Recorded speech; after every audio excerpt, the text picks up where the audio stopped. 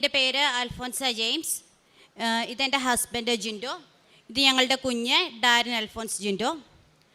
ഞങ്ങൾ ഉടമ്പടി എടുത്തത് ആദ്യമായിട്ട് നവംബർ 18, 2018 അതിനുശേഷം കൊറോണ സമയങ്ങളിലൊക്കെ അത് പുതുക്കാൻ കഴിയാതെ പോയിട്ടുണ്ട്. അതിനുശേഷം മാർച്ച് 4, 2023 ഞങ്ങൾ പുതുക്കിയത്. ഉടമ്പടി വഴി ഞങ്ങളുടെ കുടുംബത്തിൽ ദൈവം ചൊരിഞ്ഞ അനുഗ്രഹങ്ങളെപ്പറ്റി നിങ്ങളോട് പറയുവാനായിട്ടാണ് ഞങ്ങൾ ഇന്നിവിടെ ആയിരിക്കുന്നത്. ആദ്യമായി തന്നെ ഇത്രയധികം അനുഗ്രഹങ്ങൾ ഞങ്ങളുടെ കുടുംബത്തിൽ ചൊരിഞ്ഞ ഈശോയ്ക്കും പരിശുദ്ധ അമ്മയ്ക്കും 1000 നന്ദി. ഇത് ഡാരിൻ. ഇവനെ പ്രഗ്നൻ്റ് ആയിരുന്ന സമയത്ത് ഒരു 6th month സ്കാനിങ്ങിൽ റൈറ്റ് കിഡ്നി എൻലാർജ്മെൻ്റ് ആയിരുന്നു കാണിച്ചുകൊണ്ടിരുന്നത്. അത് ഡെലിവറി വരെയുള്ള സമയങ്ങളിലും അങ്ങനെ തന്നെയായിരുന്നു.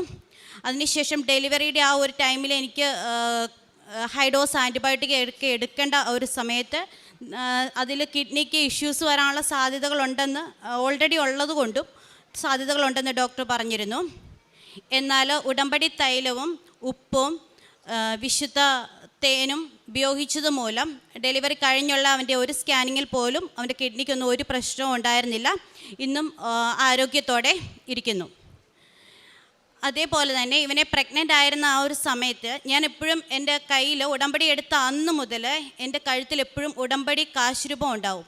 ഞാൻ എവിടെ പോകുന്ന സമയത്തും പ്രാർത്ഥിച്ച് ഉടമ്പടി തൈലം അല്ലെങ്കിൽ ഉടമ്പടി തേന ഉപ്പ് ഏതെങ്കിലും ഒരു വിശുദ്ധ വസ്തു കഴിച്ചിട്ടാണ് അല്ലെങ്കിൽ പുരട്ടിയിട്ടായിരിക്കും പുറത്തേക്ക് പോവുക. ആ ഒരു സമയത്ത് ഒരു 4 weeks ഞാൻ ഹോസ്പിറ്റലിൽ നേഴ്സായിട്ടാണ് വർക്ക് ചെയ്യുന്നത്. അപ്പോൾ ഞാൻ പെട്ടെന്ന് വീണവിടെ. അതിനുശേഷം സ്കാൻ ചെയ്ത് നോക്കിയപ്പം അതിലും ഒരു പ്രശ്നം ഉണ്ടായിരുന്നില്ല. അതേപോലെ ഒരു 8 months ഇതേപോലെ തന്നെ ഞാൻ റോഡിൽ എങ്ങനെ വീണു എന്ന് എനിക്കറിയില്ല, റോഡിലും വീണു. അങ്ങനെയും മാതാവ് കാത്ത് സംരക്ഷിച്ചു. പിന്നെ അതേ ഒരു സമയത്ത് കറി ദേഹത്ത് വീണ് ഫുൾ ബോഡി, ചെസ്റ്റ്, അബ്ഡോമന് ഫുൾ കറി ദേഹത്ത് വീണു. ശരിക്കും ഞാൻ വിചാരിച്ചു മൊത്തം പൊള്ളിപ്പോയെന്ന് വിചാരിച്ചു. അതുപോലെ നീറ്റലായിരുന്നു.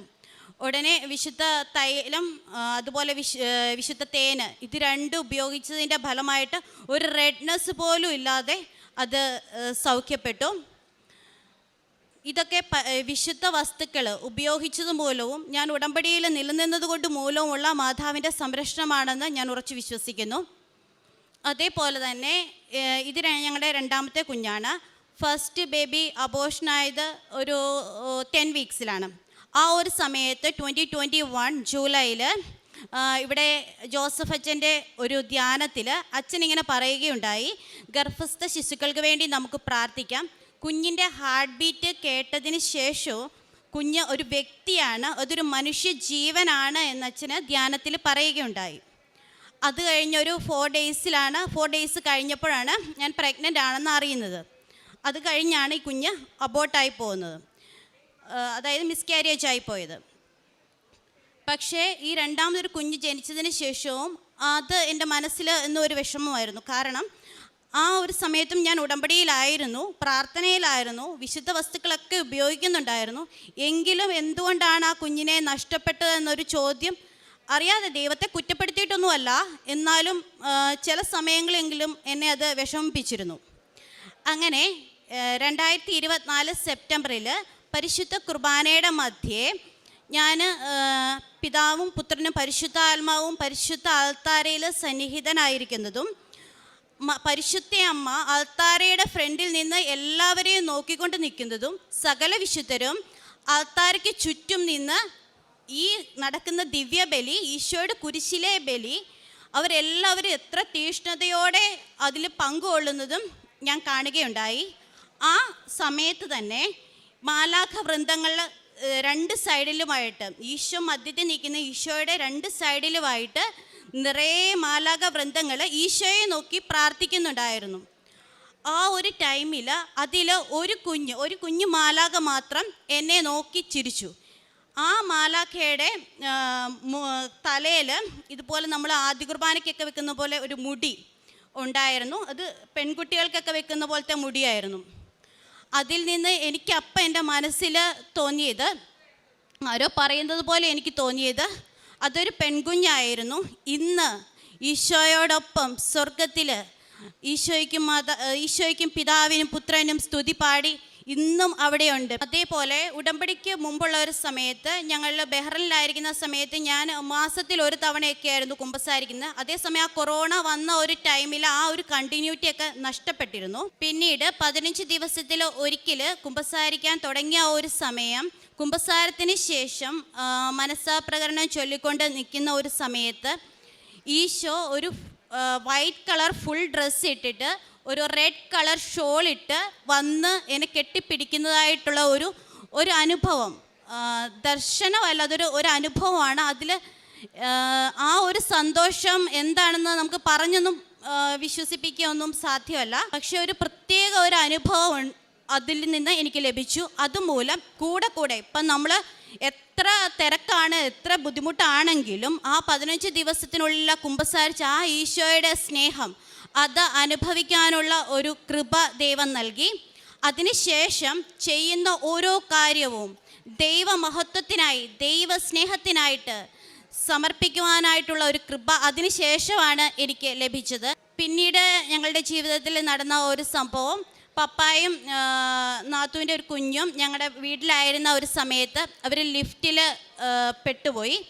ഒരു 10 മിനിറ്റൊക്കെ കഴിഞ്ഞാണ് ഞങ്ങൾ അവർ അതിനുള്ളിൽ ഉണ്ടെന്നറിയുന്നത്. ആ ഒരു സമയത്ത് നമ്മുടെ വിശുദ്ധ ഉപ്പ് കൈ പിടിച്ച് ആ ലിഫ്റ്റ് 2 സൈഡിലോട്ടും വിശ്വാസ പ്രമാണം ചൊല്ലി തുറന്നപ്പോൾ അത് തുറന്നു വരികയും ഒരു അപകടവും കൂടാതെ അവർക്ക് ദൈവിക സംരക്ഷണം ലഭിക്കുകയും ചെയ്തു. പിന്നീട് ഒരിക്കൽ ഞാൻ തന്നെയായിരുന്നു അന്ന് സാധനങ്ങളൊക്കെ വാങ്ങിച്ചിട്ട് എസ്കലേറ്ററിൽ വരുന്ന ഒരു സമയം ഈ ട്രോളി ആയിരുന്നു എൻ്റെ ജസ്റ്റ് ഫ്രണ്ടിലുണ്ടായിരുന്നത്. അപ്പോൾ പെട്ടെന്ന് എസ്കലേറ്ററിൽ എങ്ങനെയോ ഒരു ബ്ലോക്കായി. എനിക്ക് ട്രോളി എന്ത് ചെയ്താൽ ഫ്രണ്ടിലോട്ട് ഒന്നും ചെയ്യാനും പറ്റുന്നില്ല, എനിക്ക് രക്ഷപ്പെടാനും ഒരു മാർഗവും ഇല്ല. എന്ത് സംഭവിക്കുമെന്നൊന്നും എനിക്കൊന്നും ഒരു 2 മിനിറ്റത്തേനൊന്നും മനസ്സിലായില്ല. ആ ഒരു ടൈം ഞാൻ ആൾക്കാരെയൊക്കെ വിളിച്ചു, പക്ഷേ ആ സമയത്ത് അവിടുന്ന് ആരും എന്നെ നോക്കാനോ കേൾക്കാനോ ഉണ്ടായിരുന്നില്ല. എന്തോ 2 മിനിറ്റ് കഴിഞ്ഞ് ഞാൻ നോക്കുമ്പോൾ എന്നെ ആരോ തള്ളിയിട്ട പോലെ ഞാൻ ജസ്റ്റ് ഫ്രണ്ടിലത്തെ ഫ്ലോറിൽ എങ്ങനെയോ വന്നു. ട്രോളി സ്റ്റിൽ അവിടെ തന്നെയായിരുന്നു. അത് ഞാൻ ഇന്നും വിശ്വസിക്കുന്നത് പരിശുദ്ധ അമ്മയുടെ ഉടമ്പടി കാശ് രൂപം എൻ്റെ കഴുത്തിലുണ്ടായിരുന്നത് കൊണ്ടും എവിടെ പോയാലും മാതാവേ നീ കൂടെ വരണേ എന്ന് പറഞ്ഞിട്ട് പോകുന്നതുകൊണ്ട് അമ്മയുടെ ഒരു സംരക്ഷണമായിരുന്നു എന്ന് ഞാൻ എന്നും വിശ്വസിക്കുന്നു. പിന്നീട് ഞങ്ങൾ ഈ ഒരു സമയത്ത് ബഹ്റൈനിൽ നിന്ന് ഇങ്ങോട്ട് വന്ന 2-3 ദിവസം മുമ്പ് നടന്ന സംഭവം, ഞങ്ങൾ വന്ന ഒരു സമയത്ത് ഞങ്ങൾക്കൊരു 11 kg വെയിറ്റ് കൂടുതലായിരുന്നു. ആ ഒരു സമയം എൻ്റെ കയ്യിൽ ഉടമ്പടി പത്രം ഉണ്ടായിരുന്നു, ബൈബിൾ ഉണ്ടായിരുന്നു. ആ വെയിറ്റ് കൂടുതലുള്ള ബാഗിൽ ഉടമ്പടി പത്രം വയ്ക്കുകയും ഒരു ബാഗിൽ ഉടമ്പടി പത്രവും മറ്റൊരു ബാഗിൽ ഈ പരിശുദ്ധ ബൈബിൾ വയ്ക്കുകയും ചെയ്തു. അതിനുശേഷം എയർപോർട്ടിൽ അവർ വെയിറ്റ് ചെക്ക് ചെയ്ത ഒരു സമയത്ത് ഉടമ്പടി പത്രം വെച്ചിരുന്ന ബാഗ് അവർ ചെക്ക് ചെയ്തു, വെയിറ്റ് കൂടുതലായിരുന്നു. അവരൊന്നും പറഞ്ഞില്ല. ആ ബാഗ് ലഗേജിലേക്ക് പോയി.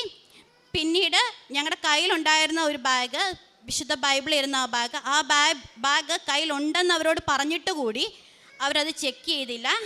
ട്രാൻസിറ്റ് ആയിരുന്നിട്ട് കൂടി 2 എയർപോർട്ടിൽ ഒരു പ്രശ്നങ്ങളോ ഇല്ലാതെ മാതാവ് കാത്തു സംരക്ഷിച്ചു. ഇത്രയൊക്കെയാണ് പരിശുദ്ധ അമ്മ വഴി ഈശോ ഞങ്ങളുടെ കുടുംബത്തിൽ ചൊരിഞ്ഞ അനുഗ്രഹങ്ങൾ. കാരുണ്യ പ്രവൃത്തികളായിട്ട് ഞങ്ങൾ അവിടെ ആയിരിക്കുന്ന ഒരു സമയമായതുകൊണ്ട് ഞങ്ങൾ ഇവിടെ നാട്ടിൽ ആർക്കെങ്കിലുമൊക്കെ എന്തെങ്കിലും ആവശ്യമുണ്ടെങ്കിൽ പൈസ കൊടുത്തൊക്കെ സഹായിക്കാറുണ്ട്.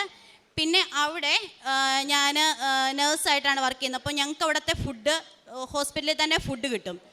ആ ഫുഡ് അവിടെ ക്ലീനേഴ്സായിട്ടും പോർട്ടറായിട്ടും ഒക്കെ വർക്ക് ചെയ്യുന്ന ആൾക്കാർക്ക് കൊടുക്കാറുണ്ട്. അതേപോലെ തന്നെ അവർക്ക് അല്ലാതെയും ആവശ്യമുള്ള സഹായങ്ങൾ ചെയ്തു കൊടുക്കാറുണ്ട്.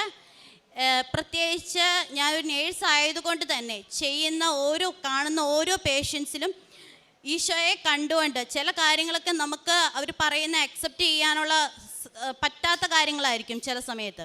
എങ്കിൽ കൂടെ ക്ഷമയോടെ അത് ചെയ്യാറുണ്ട്. അതേപോലെ ചെയ്യുന്ന ഏതൊരു ചെറിയ കാര്യം, ഒരു വെള്ളം ഒരാൾക്ക് കൊടുത്താൽ കൂടി അത് ദൈവസ്നേഹത്തോടെ അല്ല ഈശോയുടെ മഹത്വത്തിനായിട്ട് ചെയ്യുന്നു എന്ന് പറഞ്ഞാണ് ചെയ്യാറ്. പ്രേക്ഷിത പ്രവർത്തനമായിട്ട് ഇവിടുത്തെ കൃപാസനത്തിലെ ഉടമ്പടി ധ്യാനം കൂടുകയും അത് എല്ലാവർക്കും ഷെയർ ചെയ്ത് കൊടുക്കുകയും ചെയ്യാറുണ്ട്.